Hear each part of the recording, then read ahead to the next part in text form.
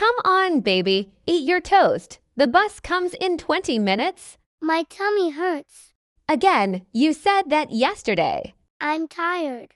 You went to bed early. Can I just stay home today? How was school? Fine. What did you do? Nothing. Every morning, it's the same excuse. Tummy hurts, tired, doesn't want to go. Maybe he's just being lazy. No, something feels off. My son was exactly like that when we moved here.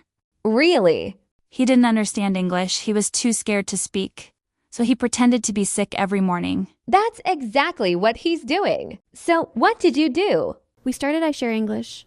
What's that? Online speaking program. Fun, simple, daily practice. Not like school. Kids actually enjoy it. Hello, how are you? Hello. How are you? Perfect, again. Just a few days, he started speaking. A few weeks, he started understanding. Faster than they ever expected. Bus is coming. I'm ready. How was school? Good. I talked to my teacher. I understood the lesson.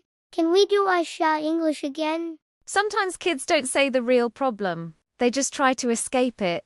Give them the confidence to face it. AysEnglishhh, learn English the fun way, speak every day. Build real confidence.